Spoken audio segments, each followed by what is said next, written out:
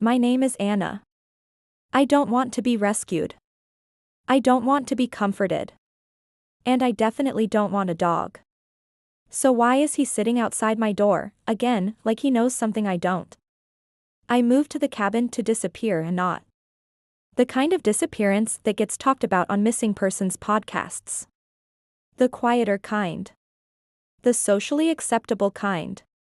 The kind where you answer no texts, let your hair grow out wild, and pretend that grief is a thing that time can smooth over like waves on sand. I didn't want company, not people.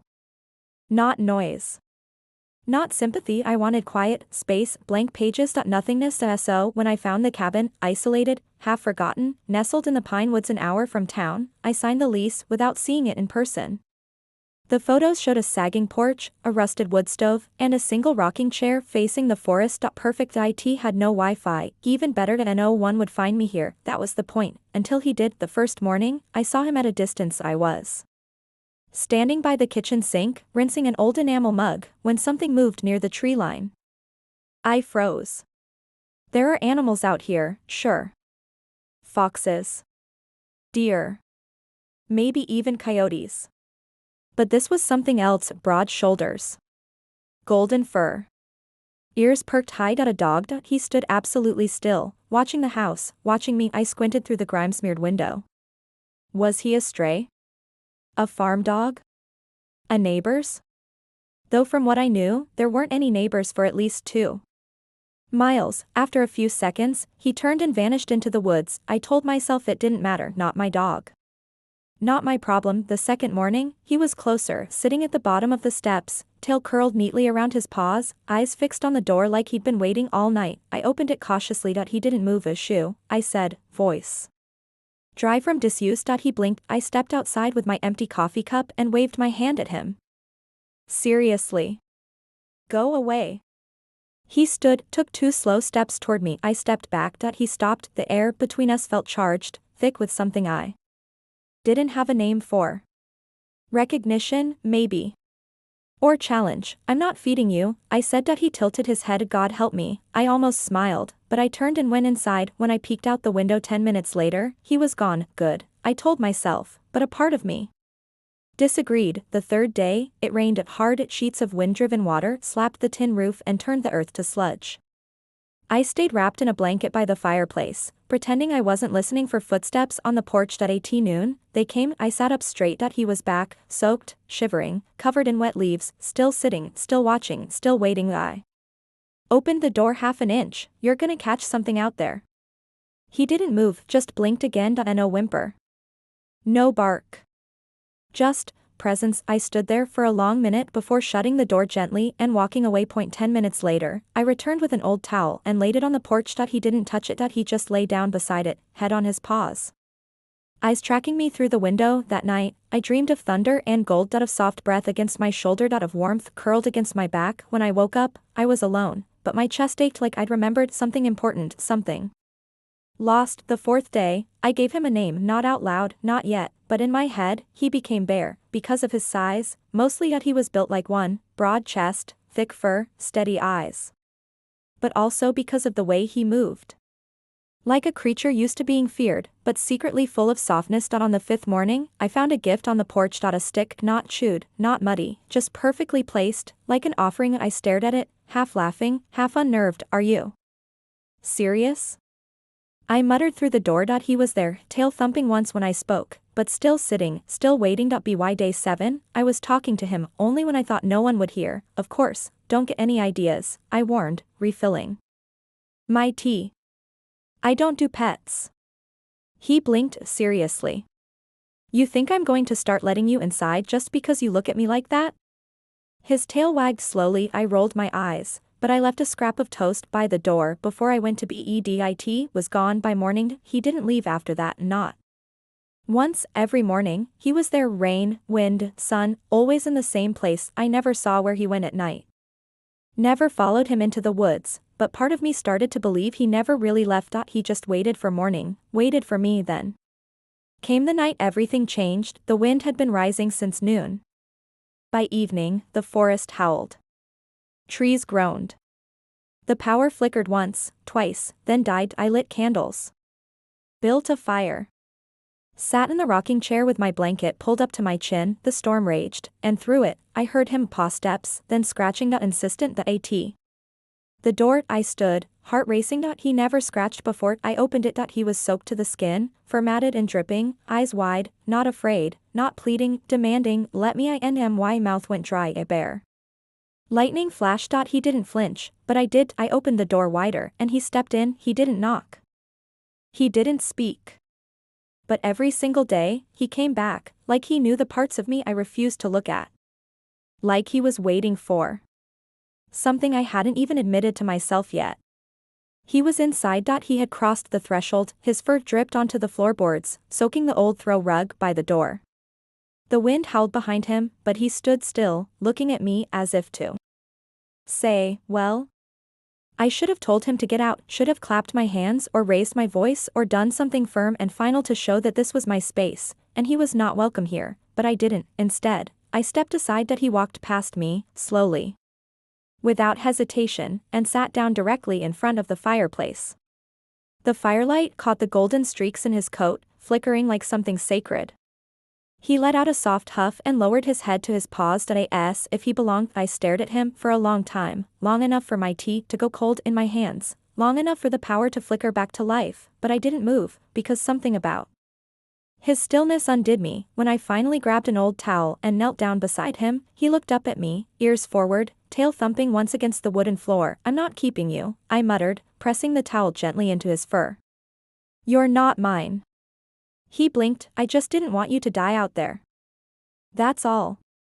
He yawned. I scowled, but kept drying him off. He stayed through the night, didn't bark, didn't scratch, didn't chew or whimper or cause chaos, just curled up in the corner of the living room and watched me as I drifted into sleep by the fire. When I woke the next morning, he was gone. The front door was still shut, the towel lay crumpled by the hearth, and in its place, something new, another gift, this time, a gloved white glove. One I thought I'd lost in the woods 2 weeks ago when I'd gone out searching for dry kindling. It sat on the rug, clean, whole, dry. I didn't know what to do with that, so I ignored it, but that was the start. Every morning, he returned. Sometimes he scratched at the door once.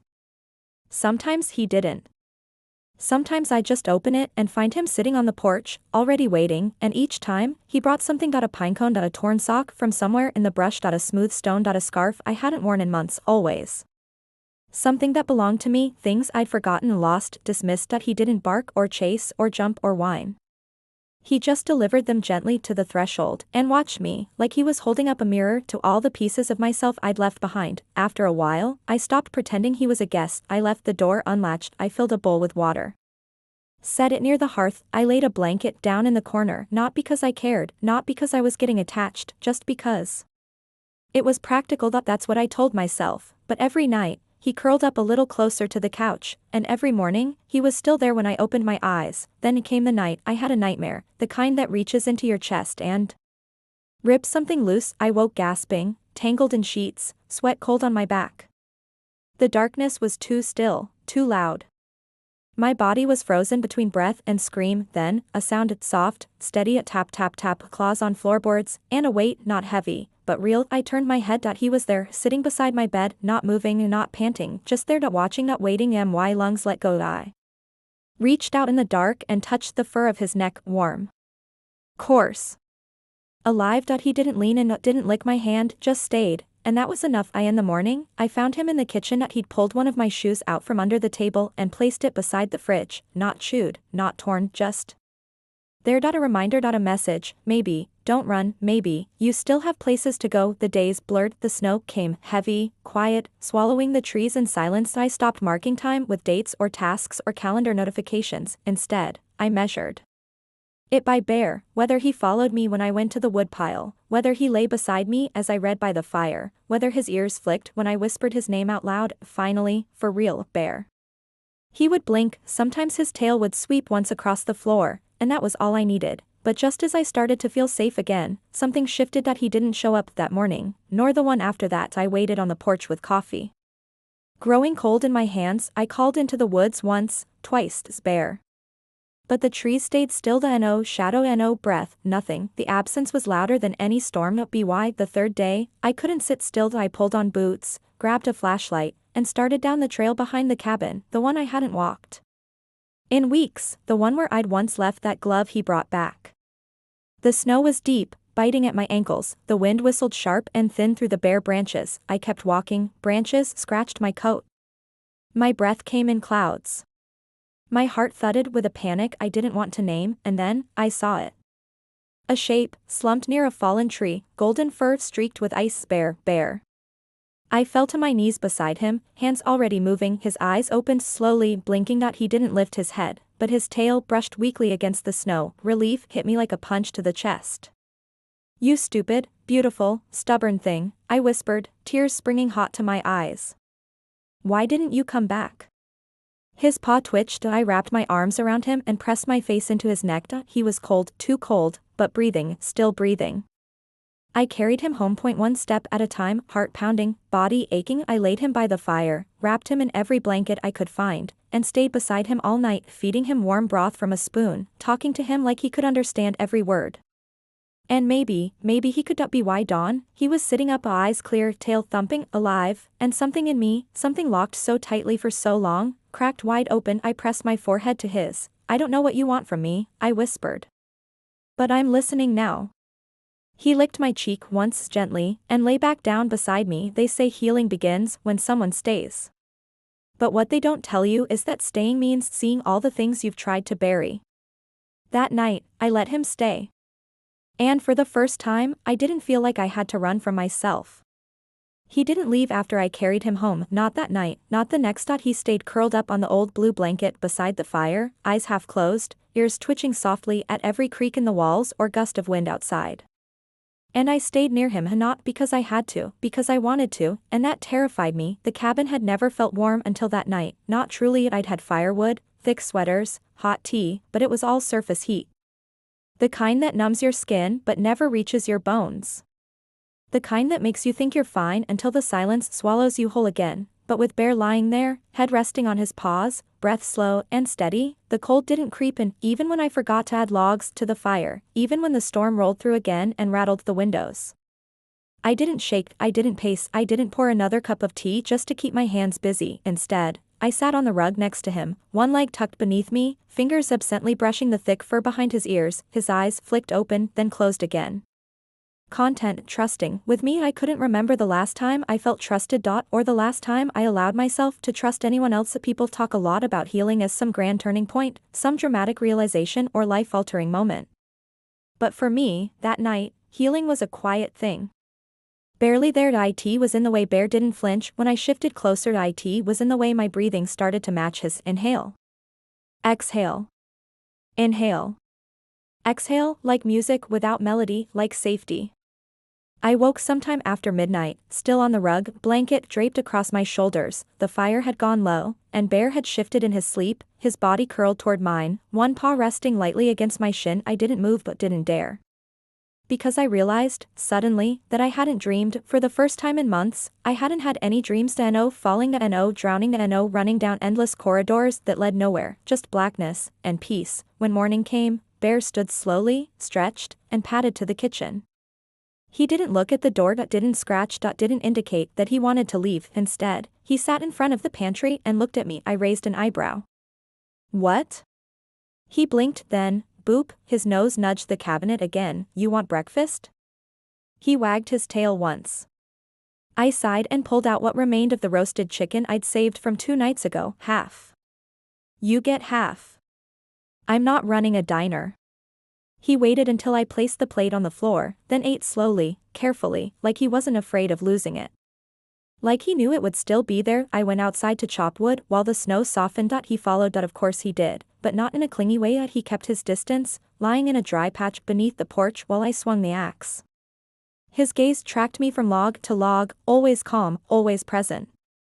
Watching, waiting, I wondered, for a moment, if this is what companionship was supposed to feel like, not loud or demanding, but anchoring. A presence, a pulse that synced with yours. That night, I left the front door slightly open on purpose. He didn't hesitate.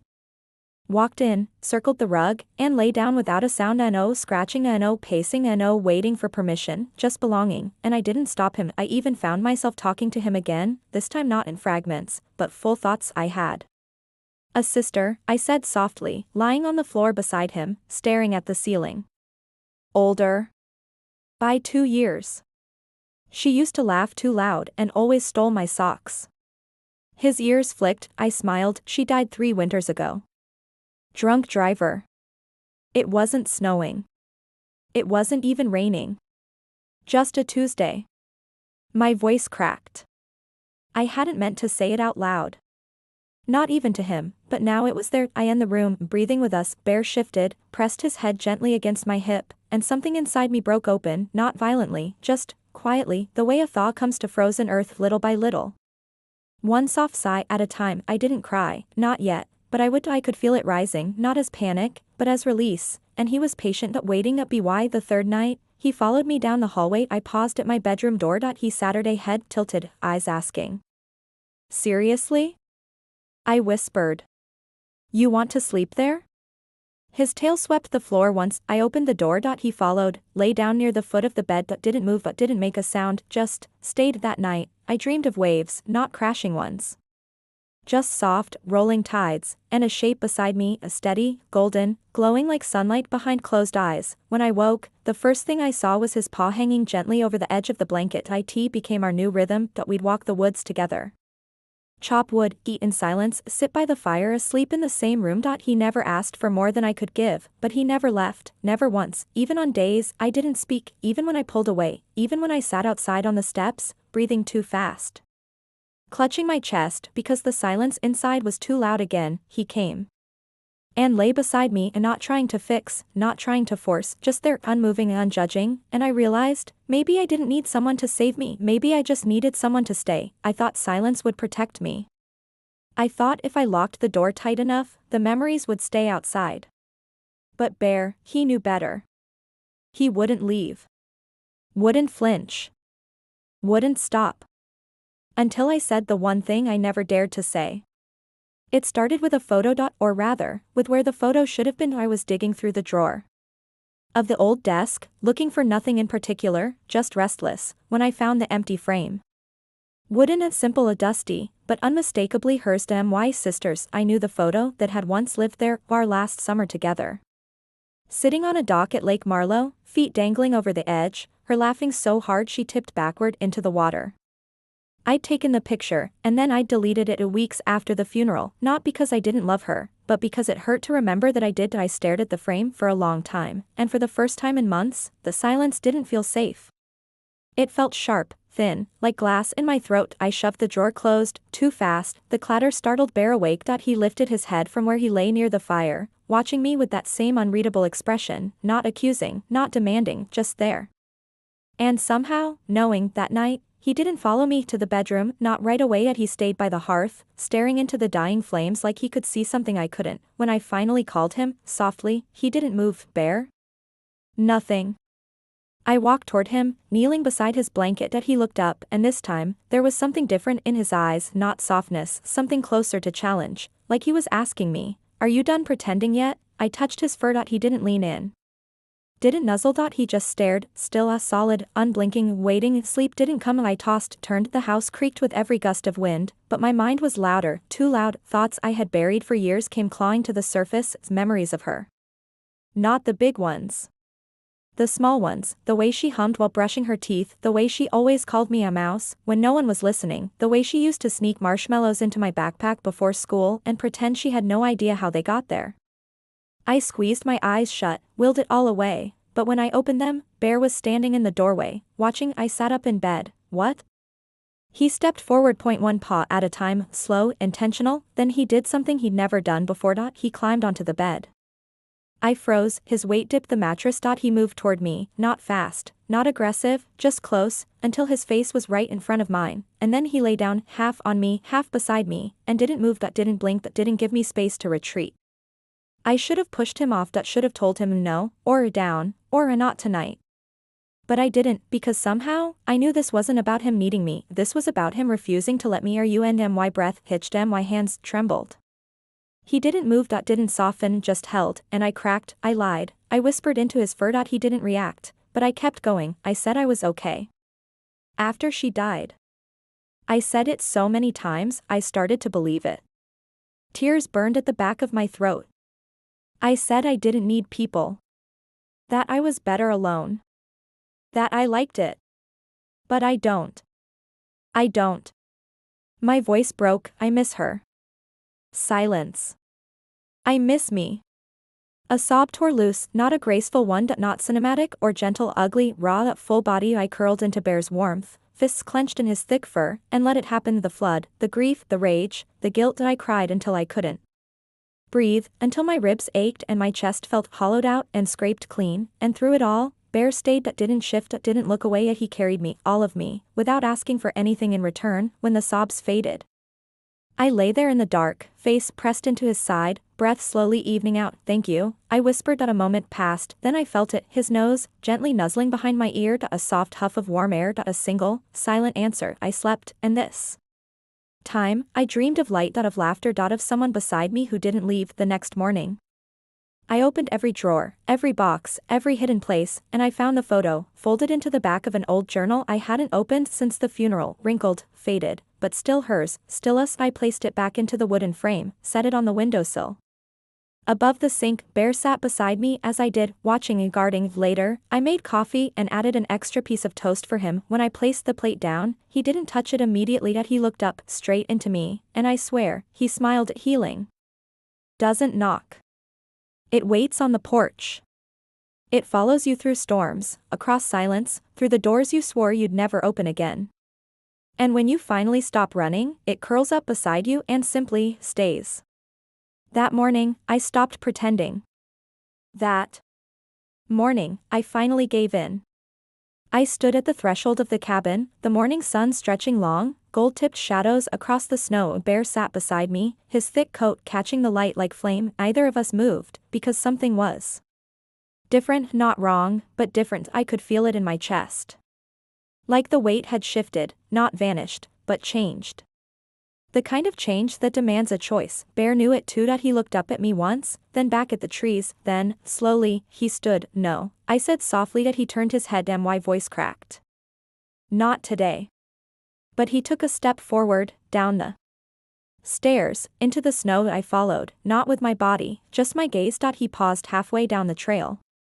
Looked back once, like a question. My throat tightened. He was giving me space. Or maybe a final test. I took one step forward, then another, boots crunching into snowdrift. My breath came in visible clouds. He waited at the edge of the trees, still poised, watching, and in that moment, I saw everything, how he'd never demanded anything from me, how he'd waited, quietly, while I rebuilt piece by piece the version of myself I thought I had lost forever. He had waited, and now he was asking, not with a bark, not with a pull of the leash, just that single, still question in his eyes. Are you coming?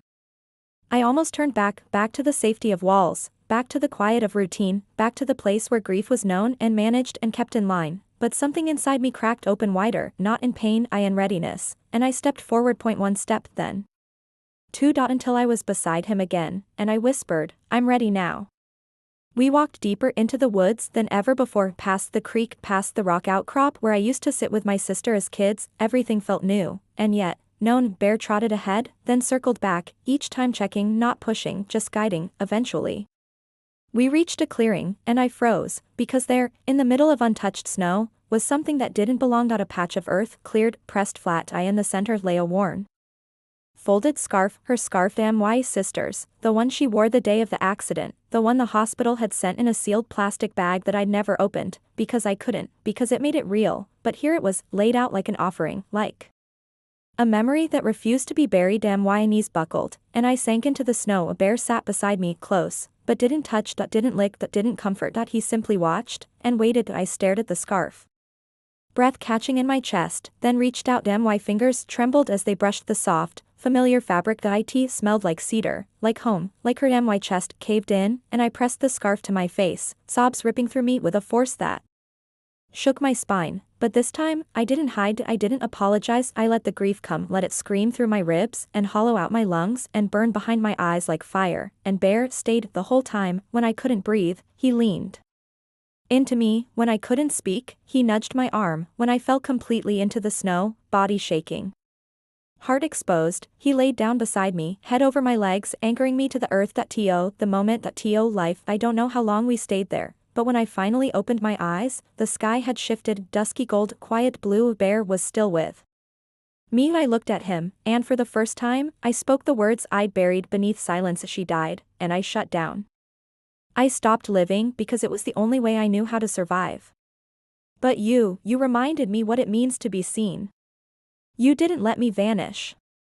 He blinked, tail thumped once, and I smiled through tears. You never gave up on me. Not once. We walked back to the cabin slowly. No words, no hurry. When we reached the porch, he paused, turned toward me, and waited again, that quiet question in his gaze. I didn't hesitate this time. I opened the door wide, knelt down, and whispered, "Come in. Bear. Stay."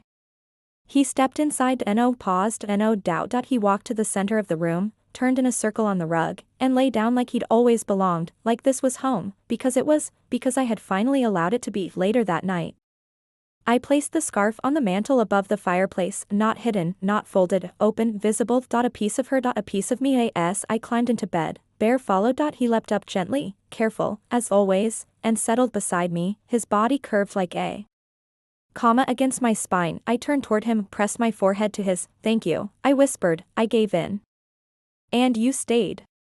He sighed deep and soft, and tucked his nose under my arm. The house was silent, but inside me, the noise was gone. No chaos, no sharp edges, just stillness, and warmth, and Bear. The end.